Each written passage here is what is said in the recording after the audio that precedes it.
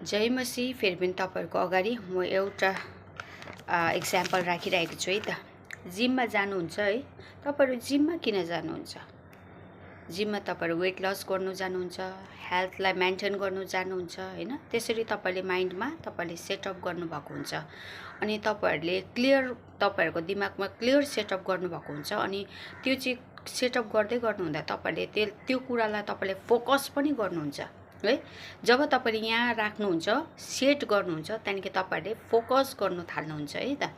जसरी मैले के प्लान्टलाई मैले रोपे भने म प्लान्टको मात्रै एक्जाम्पल गर्छु। मैले मेरो माइन्डमा के सेटअप गरेको हुन्छु, म त्यसलाई यसरी रोप्छु अनि म यस्तो गर्छु त्यस्तो गर्छु भनेर हाम्रो एउटा स्टेप बाइ स्टेप हुन्छ नि त है। त्यसरी नै हामी यो चाहिँ संसारमा हुँदाको कुराहरु है हामीले गर्नुपर्ने। तर यहाँ कलेसी 3:2 ले भनेको छ set your minds on things that are above भनेको छ। हाम्रो माइन्डलाई चाहिँ हामीले माथिको कुरामा सेट गर्नुपर्ने कुरा, not on things that are on earth भनेको छ। संसारको कुरामा चाहिँ सेटअप गर्ने हैन, संसारको कुरामा गरिन्छ जस्तै मैले अघि एक्जाम्पल दिइहालेँ हैन। राम्रो कुरामा गरिरहेको हुन्छौँ, हाम्रो हेल्थलाई मेन्टेन गर्न, हामी हेल्दी बस्यो भने त हामी सेवखाइ गर्न सक्छ हैन, मजबुत हुन्छ, हामी जहाँ पनि कुद्न सक्छौँ हैन। मैले त्यही कारणले गर्दा जिमको तपाईहरुलाई एक्जाम्पल दिएको।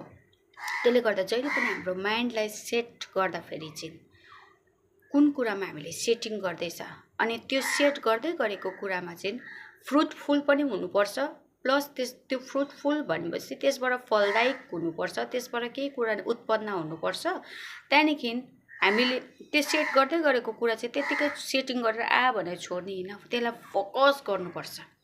जब हामीले फोकस गर्छौं तब चाहिँ त्यो कुरामा फल फल्छ अनि फलदायक हुन्छ है। मैले आज यो वचन मलाई तपाईहरुलाई हैन मेरो लागि भनेको है। मैले आजको बिहानी चाहिँ मैले यही वचन पढ्दै थिएँ अनि मलाई आशिषित भएको कारणले गर्दा तपाईहरुसँग शेयरिङ गरेको। तपाईहरुलाई कस्तो लाग्यो? हस् त, जय मसी सबैजनालाई। Have a nice day.